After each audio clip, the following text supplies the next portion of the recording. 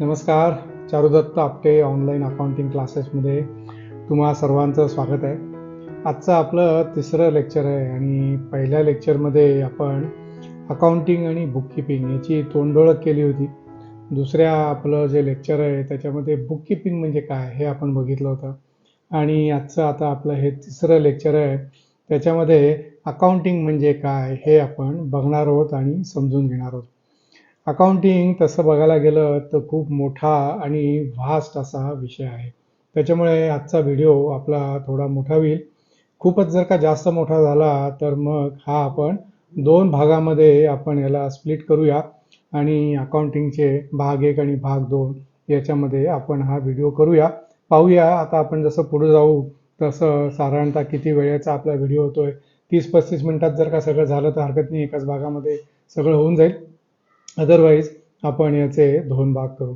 जसं मी आधी सांगितलं तसं की अकाउंटिंग हा खूप मोठा टॉपिक आहे आणि bookkeeping is a subset of accounting. म्हणजे बुककीपिंग हा अकाउंटिंगचाच एक पार्ट आहे. म्हणजे अकाउंटिंग हे सर्व समाविष्ट असं सर्वसमावेश असं आपल्याला म्हणता येईल. तर हा जो आजचा जो आपला लेक्चर आहे, आजचा जो आपला भाग आहे त्याच्यामध्ये आपण अकाउंटिंगचं मीनिंग आणि डेफिनेशन बघणार आहोत. त्याच्यानंतर बेसिस ऑफ अकाउंटिंग काय काय आहे ते बघणार आहोत.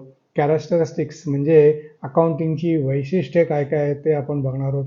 नंतर अकाउंटिंगमध्ये वेगवेगळ्या टर्मिनॉलॉजीज यूज होतात आणि त्या टर्मिनॉलॉजीजमधनं वेगवेगळे टाईप्स ऑफ ट्रान्झॅक्शन्स असतात.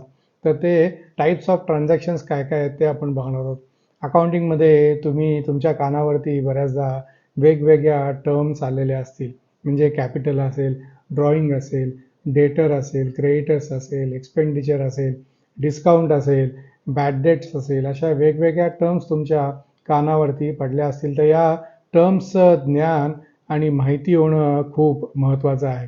त्याच्यानंतर अकाउंटिंगचा पिरियड काय असतो म्हणजे अकाउंटिंग इयर हे समजून घेणं पण खूप महत्त्वाचं असतं. त्याच्यानंतर ज्या ट्रेडिंग कन्सर्न्स आहेत म्हणजे ज्या कंपन्याज आहेत आणि नॉन प्रॉफिट कन्सर्न्स आहेत यांच्यामध्ये काय फरक आहे आणि यांचं अकाउंटिंग कसं चालतं हे आपण ब्रीफली बघणार आहोत. गुडविल म्हणजे काय, प्रॉफिट आणि लॉस म्हणजे काय, ॲसेट्स म्हणजे काय, लायबिलिटीज म्हणजे काय, नेटवर्थ म्हणजे काय, हे सगळं या अकाउंटिंगच्या लेक्चरमध्ये आपण बघणार आहोत. आणि डिफरंट अकाउंटिंग कन्सेप्ट्स म्हणजे अकाउंटिंग स्टँडर्ड्स जे असतात ते अकाउंटिंग स्टँडर्ड्स म्हणजे काय आणि कुठल्या टाईपच्या अकाउंटिंगला कुठलं अकाउंटिंगचं स्टँडर्ड ॲप्लिकेबल होतं हे आपण अतिशय सोप्या शब्दात बघणार आहोत. त्याच्यानंतर वेगवेगळे कन्व्हेन्शन्स काय काय आहेत अकाउंटिंगमध्ये. कन्व्हेन्शन्स म्हणजे आपण असं म्हणू शकतो की रीती काय काय आहेत, कुठल्या पद्धती आहेत ते आपण बघणार आहोत. त्याच्यानंतर प्रिन्सिपल्स अकाउंटिंगची आपण बघणार आहोत आणि त्याच्यानंतर अकाउंटिंग स्टँडर्ड्स मग ते IFRS असेल किंवा IASB असेल याचा अर्थ काय हे सगळं आपण या लेक्चरमध्ये बघणार आहोत. बघा, इंट्रोडक्शन जी आहे लेक्चरची ती करण्यामध्ये साधारणतः आता 2 ते 3 मिनिटं गेली. याच्यावरनं लक्षात येईल की हा अकाउंटिंगचा जो टॉपिक आहे हा मोठा आहे. त्याच्यामुळे आपल्याला थोडा लेक्चरसुद्धा आपलं मोठं होईल. चला आता जास्त वेळ न घालवता आपल्या अकाउंटिंगच्या लेक्चरला सुरू करू डेफिनेशन आणि मिनिंगपासून. तर bookkeeping is a part of accounting. जसं मी सुरुवातीला सांगितलं त्याचं बुककीपिंग हा अकाउंटिंगचा सबसेट आहे आणि it is the primary stage of accounting. म्हणजे bookkeeping is a primary set of accounting. थोडक्यात सांगायचं झालं, आपण कुठे प्रवासाला जर का जाणार असू तर आपण एक बॅग घेतो आणि त्या बॅगेमध्ये आपलं विविध प्रकारचं सामान ठेवतो. कपडे असतील किंवा टूथब्रश असेल किंवा खायचे काही पदार्थ असतील किंवा बाकीचे काही आयटम्स असतील ते आपण त्या बॅगेत ठेवतो. तर आपण असं म्हणू शकतो की बुककीपिंग म्हणजे अकाउंटिंग एंट्रीज करण्याची बॅग आहे आणि त्या बॅगेमध्ये आपण अकाउंटिंग एंट्री करतो. हे सोप्या शब्दामध्ये जर का बुककीपिंग आणि अकाउंटिंगमधला फरक समजून घ्यायचा असेल तर अशा या इतक्या सोप्या शब्दामध्ये आपण समजून घेऊ शकतो. तर bookkeeping is part of accounting, but accounting is the process of recording transactions in the books of account. Accounting is also part of accountancy. तर accountancy म्हणजे काय? तर accountancy is the practice of recording, classifying and reporting of business transactions for a business. म्हणजे याच्यामध्ये 3 शब्द खूप महत्त्वाचे आहेत की प्रॅक्टिस ऑफ रेकॉर्डिंग. रेकॉर्डिंग म्हणजे काय करायचं? रेकॉर्डिंग म्हणजे नोंद करायची. तर जी काही ट्रान्झॅक्शन्स होतात ती क्लासिफाय करायची, म्हणजे हे कुठल्या पद्धतीचं ट्रान्झॅक्शन आहे, हा कुठल्या पद्धतीचा व्यवहार आहे, हे क्लासिफाय करायचं आणि ते रेकॉर्डिंग करायचं periodically. This is nothing but accountancy. Accounting principles are the basic norms. म्हणजे अकाउंटिंगचे जे प्रिन्सिपल्स आहेत जे आपण पुढे गेल्यावरती बघणार आहोत, those are basic norms and assumptions developed and establish as the basis of accounting system. तर हे जे नॉर्म्स आणि जे ॲझम्पशन्स आहेत ते अकाउंटिंगचे बेसिक आहेत. म्हणजे त्याच्यावरतीच पूर्ण हे अकाउंटिंग जे आहे ते आधारभूत आहे, डिपेंडंट आहे, अवलंबून आहे. आणि this principles are adopted by accountants universally. म्हणजे जे अकाउंटिंग करतात ते सगळं जे अकाउंटिंग आहे, जे सगळे जे ट्रान्झॅक्शन्स जे रेकॉर्ड होतात ते हे जे प्रिन्सिपल्स आहेत, हे जे ॲझम्पशन्स आहेत, या ॲझम्पशन्सवरतीच बेस्ड आहेत. जसं मी पहिल्या भागात सांगितलं होतं की अकाउंटिंग जे आहे ते अकाउंटिंगच्या 3 रूल्सवरती फक्त डिपेंडंट आहे. तर ते रूल्स जे आहेत, those rules are nothing but principles आणि ॲझम्पशन्स ऑफ अकाउंटिंग असं आपण म्हणू शकतो. टेक्निकल डेफिनेशन जर का आपण बघायला गेलो अकाउंटिंगची, तर technical definition in simple words, accountancy refers to the entire body of the theory and process of accounting. Accounting म्हणजे काय? त्याची पूर्ण प्रोसेस आहे, त्याची बॉडी म्हणजे त्याचं जे स्ट्रक्चर आहे, ते स्ट्रक्चर आणि जी पद्धत आहे अकाउंटिंगची, म्हणजे ट्रान्झॅक्शनची रेकॉर्ड करायची ही जी पद्धत आहे, या दोन्हीला आपण अकाउंटिंग असं संबोधू शकतो. आपल्या बुककीपिंगच्या लेक्चरमध्ये आपण वेगवेगळे जे मोठे अर्थशास्त्री असतील किंवा जे अकाउंटिंगचे जे प्रोफेसर्स होते की ज्यांनी अकाउंटिंग आणि बुककीपिंग समृद्ध व्हायला मदत केली, वेगवेगळी पुस्तकं लिहिली, त्यांच्या डेफिनेशन सांगितल्या होत्या. तसंच इथे प्रोफेसर रॉबर्ट एन अँथनी की nearly every business enterprise has an accounting system. It is a means of collecting, summarising, analyzing and reporting in the monetary terms information about the business transaction. इथे हे 4 शब्द खूप महत्त्वाचे आहेत. Collecting म्हणजे सगळी माहिती एकत्र करणे. बुककीपिंगमध्ये आपण बघितलं डे टू डे ट्रान्झॅक्शन सगळे रेकॉर्ड होतात, त्याचा रेफरन्स इथे आपल्याला दिसतो. कलेक्टिंग, समरायझिंग म्हणजे कलेक्शन करायचं, ट्रान्झॅक्शन्स करायचे, ते समराईज करायचे. समराईज कुठे होतात? ट्रायल बॅलन्समध्ये. पण तिथपर्यंत पोचायला अजून थोडा आपल्याला अवकाश आहे. तर कलेक्टिंग, समरायझिंग आणि ॲनालायझिंग. आपण बुककीपिंगच्या याच्यामध्ये बघितलं की ॲनालिसिस करणं, जे आपण अकाउंटिंग केलं आहे, जे ट्रान्झॅक्शन्स केलेत, जे रेकॉर्ड केलेत, ते ॲनालाइज करणं खूप महत्त्वाचं असतं. आणि रिपोर्टिंग इन मॉनिटरी टर्म्स म्हणजे त्याचे नंबर्समध्ये त्याचं रूपांतर करायचं. पुढे जाऊ त्यावेळेला आपण या टॉपिकला थोडंसं टच करू की ट्रान्झॅक्शन जे असतात आपले केलेले, म्हणजे मी समजा कोणाला माल विकला किंवा मी कोणाकडनं माल विकत घेतला किंवा मी काही प्रोड्यूस केलं, तर हे ट्रान्झॅक्शन जे असतं ते ट्रान्झॅक्शन रेकॉर्ड होतं, पण ते मॉनिटरी टर्म्समध्ये, म्हणजे त्याचा मोबदला, त्याची किंमत काय आहे, ही सगळ्यात महत्त्वाची असते. ट्रान्झॅक्शन तर महत्त्वाचं आहेच, म्हणजे त्या ट्रान्झॅक्शनमध्ये आपण काय केलं हे रेकॉर्ड करणं तर महत्त्वाचं आहेच, पण ते जे महत्त्वाचं आहे त्याच्याचबरोबर त्याची किंमत किती आहे, ती जी अमाऊंट किती आहे, ही अमाऊंट टाकणं पण खूप महत्त्वाचं असतं. आणि या समरायझेशन जे होतं, कलेक्शन जे होतं, जे ॲनालिसिस जे होतं, that is nothing but the result of this number, this amount. ही जी आपण जी किंमत टाकतो त्या किमतीला अनन्यसाधारण महत्त्व आहे इन द अकाउंटिंग प्रोसेस. आता आपण अकाउंटिंग म्हणजे काय ते बघितलं, त्याच्यानंतर अकाउंटिंगची डेफिनेशन बघितली. आता बेसिस ऑफ अकाउंटिंग काय असतं? तर कुठल्याही गोष्टीला बेस असतो, त्या बेस असल्याशिवाय त्याच्यावरती आपण स्ट्रक्चर तयार करू शकत नाही. तर अकाउंटिंगला सगळ्यात सुरुवातीला आपल्याला कुठल्या पद्धतीचं अकाउंटिंग आपल्याला करायचं आहे हे डिसाईड करणं खूप महत्त्वाचं असतं, आणि that is nothing but basis of accounting. याच्यामध्ये बेसिकली 3 अकाउंटिंगच्या पद्धती आहेत की ज्या अवलंबल्या जातात, की ज्या यूज केल्या जातात. एक आहे पहिली कॅश बेसिस, दुसरी आहे ॲक्रुवल ऑर मर्कंटाईल बेसिस, आणि तिसरी आहे मिक्स ऑर हायब्रिड. आता कॅश बेसिस म्हणजे काय? कॅश बेसिस जसं आपल्याला नावावरनं आपल्याला माहिती झालं की ज्या वेळेला ट्रान्झॅक्शन कंप्लीट कधी होतं, ट्रान्झॅक्शन कंप्लीट होतं ज्या वेळेला आपल्याला कॅश मिळते, म्हणजे त्या ट्रान्झॅक्शनचा मोबदला आपल्याला मिळतो किंवा आपण जर का कुठलं ट्रान्झॅक्शन आपण जर का तो मोबदला दिला त्या समोरच्या पार्टीला तर ते ट्रान्झॅक्शन कंप्लीट झालं. तर under cash basis of accounting actual cash receipts and actual cash payments are recorded. In this basis, revenue is recognized when cash is received and expenses are recognized when cash is paid.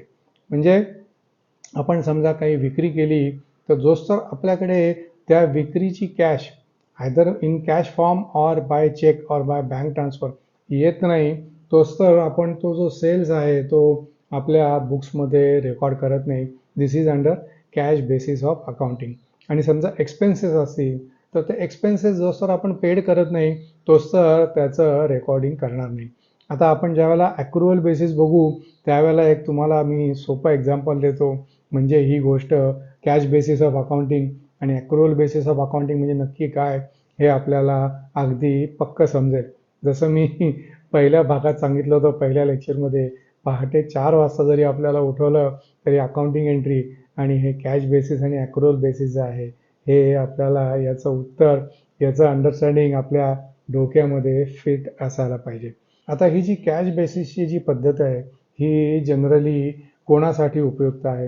He cash बेसिसची जी पद्धत आहे ही generally doctors जे असतात किंवा chartered accountant असेल किंवा lawyers असेल, हे जे लोक आहेत ह्यांचं जे अकाउंटिंग होतं त्याच्यामध्ये हे कॅश बेस अकाउंटिंगची जी पद्धत आहे हे कॅश बेस अकाउंटिंगची पद्धत ते त्यांना जास्त उपयुक्त आहे.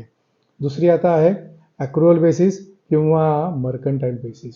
नॉर्मली सगळ्या कंपन्यांमध्ये हे ॲक्रुअल बेसिस पद्धतीनेच अकाउंटिंग होतं आणि माझ्यामध्ये सुद्धा इन्स्टेड ऑफ कॅश बेसिस ही ॲक्रुअल बेसिस जी पद्धत आहे ती जास्त महत्त्वाची आहे.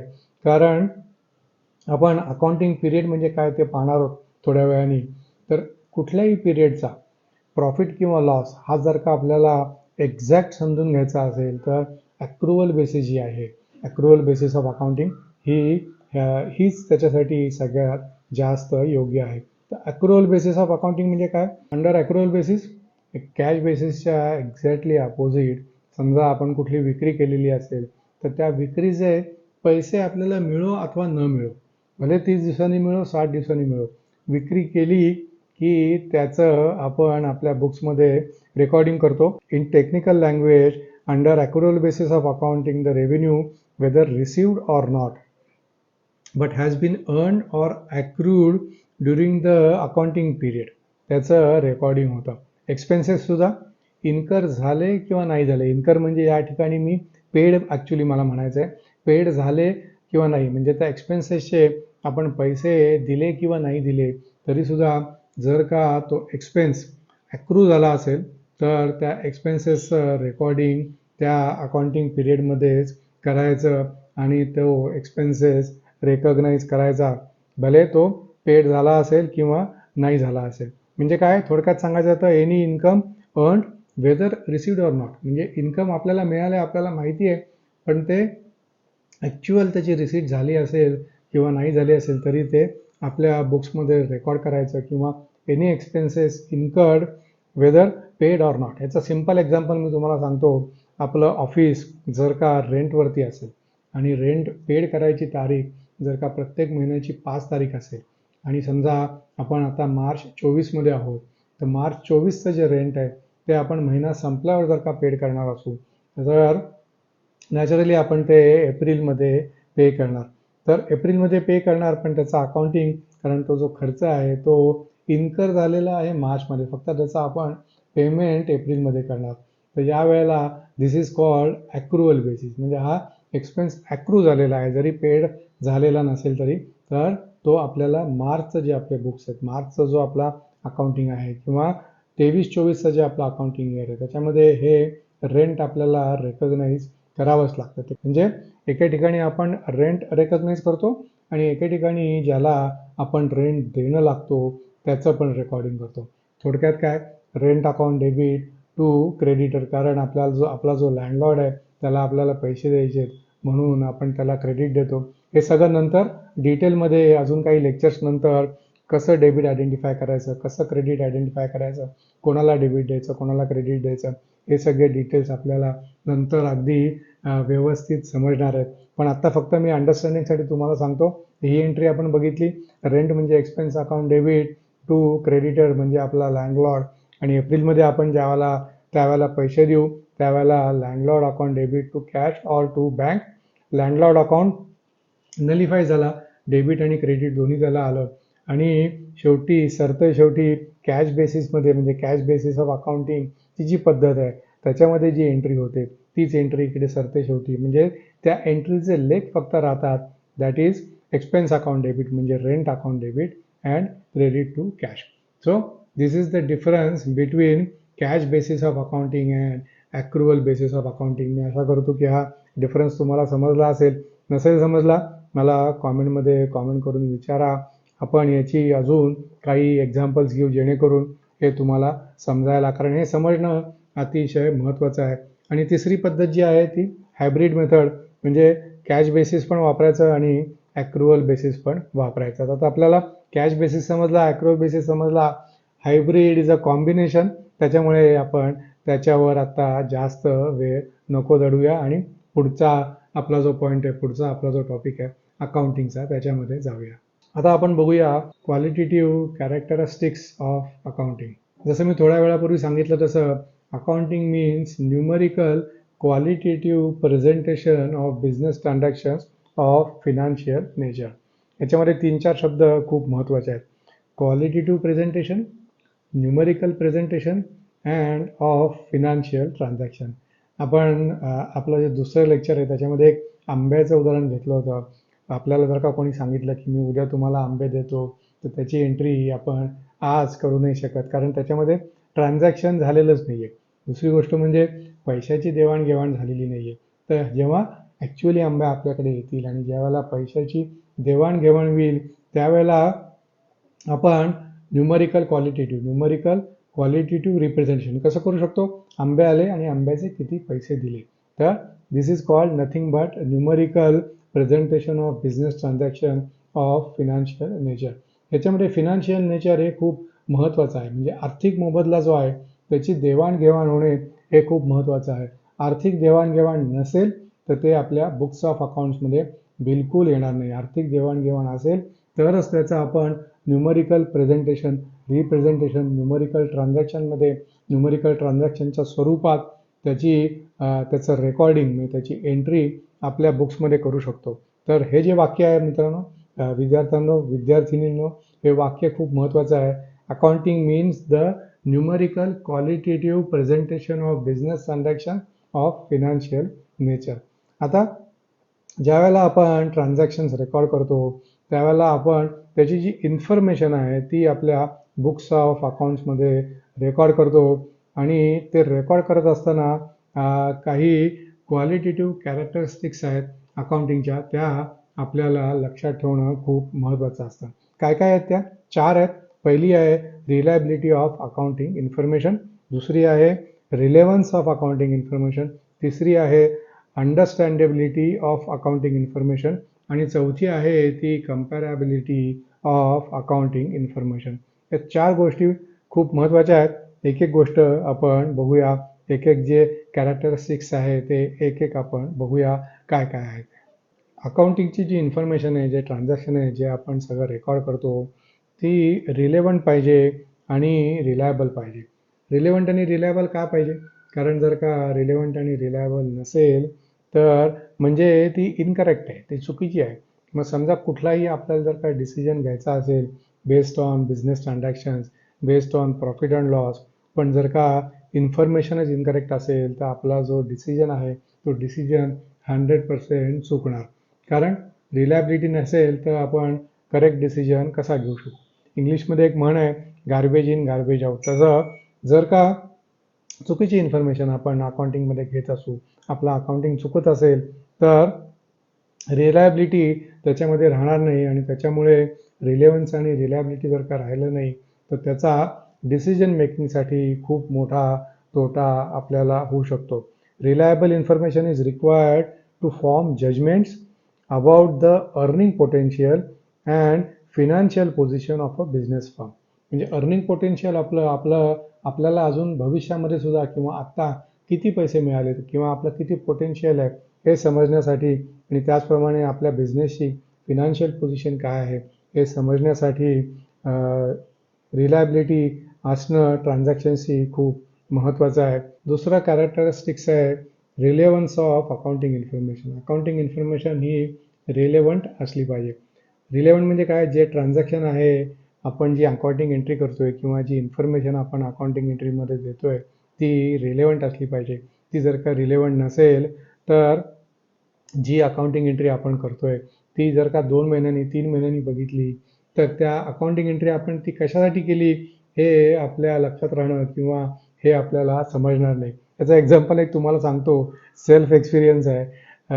ज्या वेळेला मी माझं इन्कम टॅक्सचं रिटर्न फाईल करतो, आमचे जे सी ए आहेत त्यांना ज्या वेळेला मी बँक स्टेटमेंट पाठवतो त्यावेळेला आपण यू पी आय पेमेंट जे करतो त्या यू पी आय पेमेंटला जर का रिमार्क टाकला नाही की हे पेमेंट मी कशासाठी करतोय तर 12 महिन्यानंतर ज्यावेळेला आपण ते स्टेटमेंट डाउनलोड करतो, म्हणजे स्टेटमेंट डाउनलोड करतो त्यावेळेला बऱ्याचशा अमाऊंटला असं होतं अरे बाबा ही अमाऊंट आपण का दिली असेल आणि विचार करत बसतो. मग आपण त्यावेळेला कुठे गेलो होतो का, कुठल्या ठिकाणी गेलो होतो का, मग हे सगळं विचार करून हा एक्सपेन्स आपण का केला होता हे आयडेंटिफाय करायला लागतं. त्याच्यामध्ये वेळ जातो, कधी कधी सापडत पण नाही.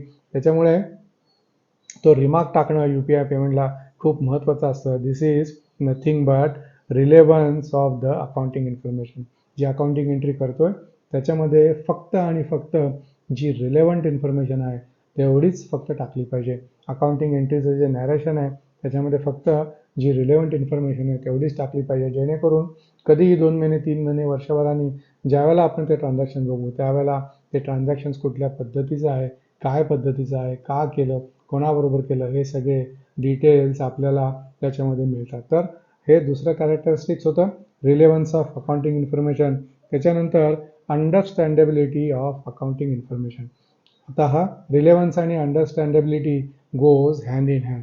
जर का आपण डिटेल्स सगळे व्यवस्थित टाकले असतील तर ते ट्रान्झॅक्शन अंडरस्टँड करायला आपल्याला नंतर फ्युचरमध्ये सुद्धा काही प्रॉब्लेम नाही. तर फक्त अशीच इन्फॉर्मेशन त्याच्यामध्ये यायला पाहिजे की जे ट्रान्झॅक्शन समजायला अतिशय सोपं आपल्याला जायला पाहिजे भविष्यात सुद्धा.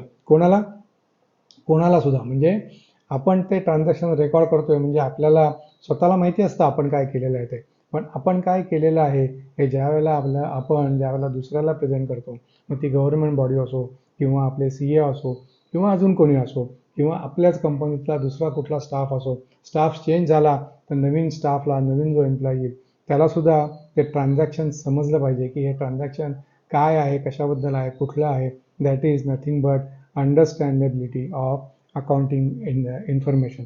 आणि चौथं जे आहे ते कम्पॅरेबिलिटी ऑफ अकाउंटिंग इन्फॉर्मेशन. म्हणजे अकाउंटिंग आपण जे करतो ते अशा पद्धतीने स्टँडर्डाईज करून करायला पाहिजे की त्याचं कम्पॅरिझन व्हायला पाहिजे. पिरियड वाईज कम्पॅरिझन त्याच्यामध्ये करणं आपल्याला सोपं जायला पाहिजे की बाबा मागच्या महिन्यामध्ये माझी किती विक्री झाली, या महिन्यात माझी किती विक्री होते, मागच्या महिन्यात मला किती प्रॉफिट झाला, आता किती प्रॉफिट आहे, किंवा मागच्या वर्षी माझे एक्सपेन्सेस किती झाले, यावर्षी माझे एक्सपेन्सेस किती आहे, मागच्या वर्षी माझ्याकडे किती एम्प्लॉईज होते, यावर्षी माझ्याकडे किती एम्प्लॉईज आहे, एम्प्लॉईजवरती माझा किती खर्च झाला. ही जी सगळी कम्पॅरेबिलिटी आहे ही कम्पॅरेबिलिटी असणं खूप महत्त्वाचं आहे, कारण त्याच्यामुळे बिझनेस डिसिजन्स घेणं खूप सोपं ठरतं आणि खूप इझी ठरतं. तर ही जर का 4 वैशिष्ट्य आत्ता आपण जी बघितली ही जर का आपण एकत्र बघितली तर असं लक्षात येईल की हे एकाच माळेमधली ही सगळी ही फुलं आहेत, ही सगळी जी रत्नं आहेत ही एकाच माळेमधली आहेत आणि ही एकमेकांमध्ये गुंफलेली आहेत. ही चारही जे कॅरेक्टरिस्टिक्स आहेत ते आपण असे वेगवेगळे बघू शकत नाही, हे एकत्र आहेत. पुढे जायच्या आधी परत एकदा आपण रिपीट करूया. Reliability of accounting information. Reliable असलं पाहिजे, रिलायबल नंतर रिलेव्हन्स असलं पाहिजे. रिलेव्हन्स ऑफ अकाउंटिंग इन्फॉर्मेशन, ते रिलेव्हन्स आहे झालं तर म्हणजे त्याची अंडरस्टँडेबिलिटी ही 100% असतेच, कारण आपण रिलायबल आणि रिलेव्हन्स हीच इन्फॉर्मेशन जर का टाकली तर नॅचरली अंडरस्टँडेबिलिटी वाढते आणि अंडरस्टँडेबिलिटी वाढली, रिलेव्हंट आणि रिलायबल असेल तर नॅचरली आपण ते कम्पेअर करू शकतो. तर हे 4 पॉईंट लक्षात ठेवायला अशा पद्धतीने सोप्या पद्धतीने आपण लक्षात ठेवू शकतो. चला आपल्या पुढच्या पॉईंटकडे जाऊ. पुढच्या पॉईंटकडे जायच्या आधी एक रिमाइंडर, ऑलरेडी 20-25 मिनिटाचं आपलं रेकॉर्डिंग झालं आहे.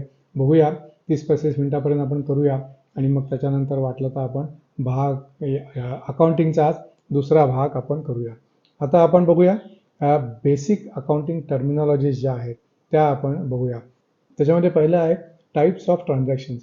ट्रान्झॅक्शन्सचे किती प्रकार असू शकतात ते. त्याच्यामध्ये पहिला आहे मॉनिटरी ट्रान्झॅक्शन आणि दुसरा आहे नॉन मॉनिटरी ट्रान्झॅक्शन. तर जे मॉनिटरी ट्रान्झॅक्शन आहे त्याच्यामध्ये 2 प्रकार होतात. एक आहे कॅश ट्रान्झॅक्शन, दुसरं आहे क्रेडिट ट्रान्झॅक्शन. आणि जे नॉन मॉनिटरी ट्रान्झॅक्शन्स असतात that is nothing but barter transaction. Barter system खूप आपल्याकडे पूर्वी होती. म्हणजे जो तांदूळ पिकवायचा आणि त्याला बाजरीची आवश्यकता असेल तर तो तांदूळ घेऊन बाजरी घेईल, किंवा एखादा लोखंडाचा अवजारं बनवणारा कोण असेल तर तो लोखंडाचे अवजारं बनवेल, शेतीसाठी शेतकऱ्याला देईल आणि त्याच्याकडनं तो धान्य घेईल. ह्याच्यामध्ये बार्टर सिस्टममध्ये आर्थिक मोबदला नसतो, पैसा नसतो, वस्तूच्या अगेन्स्ट वस्तू, that is called barter system. तर हे असे ट्रान्झॅक्शन्सचे प्रकार आहेत. तर आता या ट्रान्झॅक्शन्सच्या प्रकारामध्ये आपण थोडंसं डीप डाईव्ह करू आणि काय आहे ट्रान्झॅक्शन म्हणजे काय ते पहिलं आपण बघूया. ट्रान्झॅक्शन म्हणजे exchange of goods and services between 2 persons or parties for money or money's worth. This is known as transaction. आपण जसं दुसऱ्या लेक्चरमध्ये बघितलं, आंबे आपल्याकडे आले पण त्याचे आपण जर का पैसे दिले नाही तर ते ट्रान्झॅक्शन होत नाही. तर ट्रान्झॅक्शन म्हणजे काय, तर गुड्स ऑर सर्व्हिसेस एक्सचेंज व्हायला पाहिजे. म्हणजे 2 पार्टीज पाहिजे किंवा मल्टिपल पार्टीज पण त्याच्यामध्ये असू शकतात. तर ट्रान्झॅक्शन आणि गुड्सचं एक्सचेंज व्हायला पाहिजे for money or money's worth. म्हणजे त्याच्या अगेन्स्ट आर्थिक मोबदला किंवा जे पैशामध्ये आपण कन्वर्ट करू शकतो, मनीज वर्थ. म्हणजे त्याच्यामध्ये बार्टर सिस्टम सुद्धा येऊ शकते. तर this is called a transaction. तर आपण ट्रान्झॅक्शनचे 2 प्रकार बघितले, एक मॉनिटरी ट्रान्झॅक्शन आणि दुसरं नॉन मॉनिटरी ट्रान्झॅक्शन. तर आता आपण पहिलं मॉनिटरी ट्रान्झॅक्शन म्हणजे काय ते बघूया. तर transaction which involves an exchange of money, म्हणजे असं ट्रान्झॅक्शन की ज्याच्यामध्ये एक्सचेंज ऑफ मनी इन्व्हॉल्ड आहे ऑर मनीज वर्थ इन्व्हॉल्ड आहे, डायरेक्टली ऑर इनडायरेक्टली. डायरेक्टली असो किंवा इनडायरेक्टली असो, is called monetary transaction. Only monetary transactions are recorded in the books of अकाउंट्स. म्हणजे जे मॉनिटरी ट्रान्झॅक्शन्स आहेत तेच फक्त बुक्स ऑफ अकाउंट्समध्ये रेकॉर्ड होतात. नॉन मॉनिटरी ट्रान्झॅक्शन्स जे आहेत ते बुक्स ऑफ अकाउंट्समध्ये रेकॉर्ड होत नाही, हे लक्षात ठेवा. परीक्षेमध्ये असं येऊ शकतो की which type of transactions are recorded in books of accounts. Only monetary transactions are recorded in the books of accounts. त्याच्यामध्ये आता कॅश ट्रान्झॅक्शन आणि क्रेडिट ट्रान्झॅक्शन 2 ट्रान्झॅक्शन होऊ शकतात. तर आपण कॅश ट्रान्झॅक्शन बघू. Business transaction in which a cash is paid or received immediately is known as cash transaction. जसं आपण अकाउंटिंगचे जे बेसिस बघितले कॅश बेस अकाउंटिंग, त्याच्यामध्ये कॅश आली तरच आपण आपलं ट्रान्झॅक्शन रेकॉर्ड करणार आहे. तर हे जे कॅश ट्रान्झॅक्शनमध्ये जे पहिलं ट्रान्झॅक्शनचं एक्झाम्पल आपण बघितलं, असं कुठलंही बिझनेस ट्रान्झॅक्शन की ज्याच्यामध्ये कॅश पेड किंवा रिसिव्ह. आपण जर का कुठली वस्तू विकली असेल तर नॅचरली आपल्याला कॅश मिळेल, किंवा आपण जर का कुठली वस्तू विकत घेतली असेल तर आपण नॅचरली कॅश पे करू. For example purchase of goods for cash. समजा 50,000ची 51,000ची आपण कुठलं वस्तू परचेस केली असेल, किंवा अजून एक कुठलं cash transaction salary paid, payment of salary, 5,000 रुपये आपण कोणाला पैसे दिले, दॅट इज ह्याच्यामध्ये काय झालं बघा, मनी ऑर मनीज वर्थ. हे ट्रान्झॅक्शनमध्ये इन्व्हॉल्ड आहे. तर this is called cash transaction. Credit transaction म्हणजे काय, तर credit transaction is one in which cash is not paid or received immediately at the time of transaction. म्हणजे ज्या वेळेला ट्रान्झॅक्शन होतं क्रेडिट सेल्सचं फॉर एक्झाम्पल, त्यावेळेला कॅश मनी किंवा मनीजवर आपण पे करत नाही, पण दॅट वी पे सबसिक्वेंटली. जसं आपण मगाशी रेंटचं एक्झाम्पल बघितलं की rent we paid at a later date.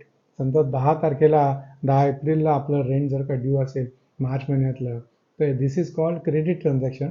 आपण ट्रान्झॅक्शन मनीज वर्थ रेकॉर्ड करतो इन मार्च, पण त्याचं पेमेंट होतं एप्रिलमध्ये. This is nothing but credit transactions.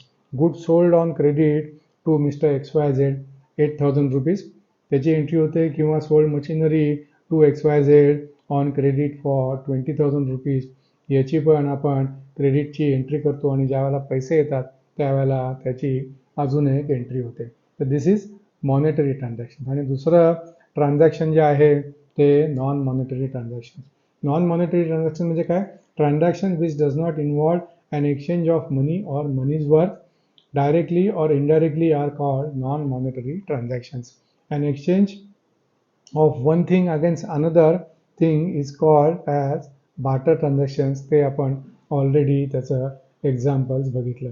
तर आपण जी एंट्री करतो ट्रान्झॅक्शनची त्याच्यामध्ये मनी और मनीज वर्थ हे जर का इन्व्हॉल्व असेल तरच आपण त्याची एंट्री करतो. ते एंट्री म्हणजे नक्की काय?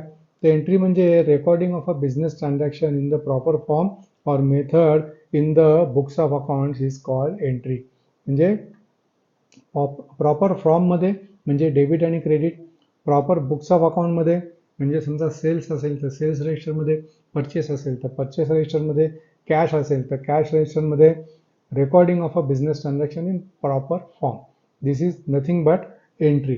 एंट्री म्हणजे काय की आपण जे ट्रान्झॅक्शन करतो त्या ट्रान्झॅक्शनचं न्यूमरिकल प्रेझेंटेशन आपण आपल्या बुक्स ऑफ अकाउंटमध्ये करतो. म्हणजे काय झालंय हे आपण थोडक्यामध्ये रेकॉर्ड करतो. थोडक्यात सांगायचं तर आपण गोष्ट ऐकतो, गोष्टीच्या खाली समरी असते. तर ट्रान्झॅक्शन म्हणजे आपण असं समजू शकतो की ती पूर्ण गोष्ट पण ती आपण रेकॉर्ड करतो समरीमध्ये 2 लेखमध्ये. आपण डबल एंट्री बुक किपिंग म्हणजे काय, डबल एंट्री अकाउंटिंग एंट्री म्हणजे काय हे बघितलं होतं. 1494ला डबल एंट्री सिस्टम अस्तित्वात आली हे आपण आपल्या दुसऱ्या लेक्चरमध्ये बघितलं. तसं 2 लेग्समध्ये ही एंट्री आपली रेकॉर्ड होते. त्याच्यानंतर फक्त एंट्रीवरनं आपल्याला कळत नाही की ही एंट्री कशाची आहे किंवा काय आहे. फॉर एक्झाम्पल आपण कुठल्या गोष्टीची जर का विक्री केली असेल तर समजा कॅशवर केली असेल असं आपण गृहीत धरून चालूया. तर कॅश आपल्याकडे आली म्हणून कॅश अकाउंट डेबिट, आपला माल बाहेर गेला म्हणून आपण विक्रीला क्रेडिट करतो. पण ती विक्री कशाची केली, काय केली हे आपल्याला कसं कळणार? तर हे आपण ज्या वेळेला एंट्री करतो त्याच्या खाली नॅरेशन असतं, त्या नॅरेशनमध्ये आपण हे सगळं लिहितो. नॅरेशन आता ज्या वेळेला कंपन्यांमध्ये आपण काम करतो त्यावेळेला एंट्री सगळ्या ॲटोमॅटिक होतात, त्याला खाली नॅरेशन नसतं. पण ज्या करेक्शनच्या एंट्रीज होतात त्याच्यामध्ये मात्र आपण नॅरेशन लिहितो. तर narration is nothing but transaction काय पद्धतीचं आहे, काय टाईपचं आहे किंवा कशाबद्दलचं आहे त्याची माहिती थोडक्यात एंट्रीमध्ये आपल्या बुक्स ऑफ अकाउंटमध्ये लिहिणं. दिस इज नथिंग बट नॅरेशन. आपण गोष्ट ऐकतो, गोष्ट आपल्याला कोणीतरी नॅरेट करत असतं, ती नॅरेट करणारी गोष्ट आपण ऐकतो, मग आपल्याला ती गोष्ट समजते. पण ज्यावेळेला आपण एंट्री करतो त्या एंट्री तर आपण काय कोणाला सांगायला जात नाही की एंट्री काय, ती बुक्समध्ये आपल्या पडून राहिलेली असते. तर त्याच्या खाली आपण त्याचं नॅरेशन लिहितो. आणि आपण गुड्स सोल्ड हे म्हणतो. तर गुड्स म्हणजे काय? The term goods refers to merchandise असतील, कुठल्या वस्तू असतील, कमॉडिटीज असतील, आर्टिकल असतील किंवा things in which a trader trades. म्हणजे जो आपण बिझनेस करतो, समजा आपला प्लास्टिकचा बिझनेस असेल, आपला फुलांचा बिझनेस असेल, आपला फळांचा बिझनेस असेल किंवा आपलं काही मॅन्युफॅक्चरिंगचं आपलं किराणा मालाचं दुकान असेल, तर त्या किराणा मालाच्या दुकानासाठी ज्या वस्तू आपण आपल्या दुकानात ठेवतो that is nothing but goods for us. फुलं, फळं, बाकीचे मर्चंडाईज, आर्टिकल्स हे सगळे these are nothing but goods for us. म्हणजे त्याला अकाउंटिंग स्टँडर्डमध्ये आपण गुड्स असं रेफर करतो. तर आत्तापर्यंत आपण अकाउंटिंगच्या या आपल्या भागामध्ये, या आपल्या लेक्चरमध्ये अकाउंटिंगची डेफिनेशन बघितली, अकाउंटिंगचे कॅरेक्टरिस्टिक्स बघितले, नंतर ट्रान्झॅक्शनचे टाईप बघितले, कॅश बेसिस ऑफ अकाउंटिंग बघितलं, ॲक्रुअल बेसिस ऑफ अकाउंटिंग बघितलं. आजच्या पुरतं एवढंच. याचा भाग 2 आपण लगेचच करूयात. आणि भाग 2च्या लेक्चरमध्ये आपण कॅपिटल म्हणजे काय, ड्रॉइंग म्हणजे काय किंवा डेटर्स क्रेडिटर्स म्हणजे काय, बॅड डेट्स म्हणजे काय, कॅपिटल एक्सपेंडिचर म्हणजे काय, रेव्हेन्यू एक्सपेंडिचर म्हणजे काय, डिफर्ड रेव्हेन्यू म्हणजे काय, ट्रेड डिस्काउंट म्हणजे काय, कॅश डिस्काउंट म्हणजे काय, सॉल्व्हन्सी इन्सॉल्व्हन्सी म्हणजे काय, अकाउंटिंग इयर म्हणजे काय आणि सरते शेवटी अकाउंटिंग स्टँडर्ड्स म्हणजे काय याबद्दलची माहिती आपण आपल्या अकाउंटिंग भाग 3 ह्याच्यामध्ये आपण ही सगळी माहिती घेऊयात. तर आजच्या पुरते एवढंच. हा व्हिडिओ, हे लेक्चर तुम्ही पूर्णपणे बघितलं त्याबद्दल तुमचा धन्यवाद. हे लेक्चर आणि पुढचं लेक्चरसुद्धा स्किप करू नका, कारण जसं मी सांगितलं 4:00 वाजता उठून सुद्धा आपल्याला अकाउंटिंग एंट्री यायला हवी असेल तर हे 2 लेक्चर अगदी डिटेलमध्ये शांतपणे पूर्णपणे बघा. आणि आत्तापर्यंत तुम्ही चॅनलला सबस्क्राईब केलं नसेल तर Charudatta Apte online accounting class नक्की सबस्क्राईब करा. 11वीतले तुमचे कोण मित्रमैत्रिणी असतील त्यांनाही आपल्या या व्हिडिओची लिंक फॉरवर्ड करा. आणि जसं मी पहिल्या आपल्या लेक्चरमध्ये सांगितलं की आपला टॉपिक खूप वास्ट आहे, तर हा पूर्ण जो पोर्शन आहे हा फक्त 11वीच्या विद्यार्थ्यांनाच असं नाही, तर तुम्ही टेक्निकल साईडचे असाल, कंपनीमध्ये तुम्ही सेल्समध्ये कामाला असाल किंवा तुम्ही डॉक्टर असाल, लॉयर असाल, इंजिनियर असाल, तुमच्यासाठी सुद्धा हे जे सगळे लेक्चर्स आहेत, हे जे व्हिडिओ आहेत हे खूप महत्त्वाचे आणि तुमच्यामध्ये नक्कीच व्हॅल्यू ॲड करणारे असतील. तर तुम्ही सुद्धा या चॅनलला अजून माझ्या नवीन चॅनलला सबस्क्राईब केलं नसेल तर अगदी अवश्य सबस्क्राईब करा. भेटूया अकाउंटिंगच्या पार्ट 2 मध्ये लवकरच.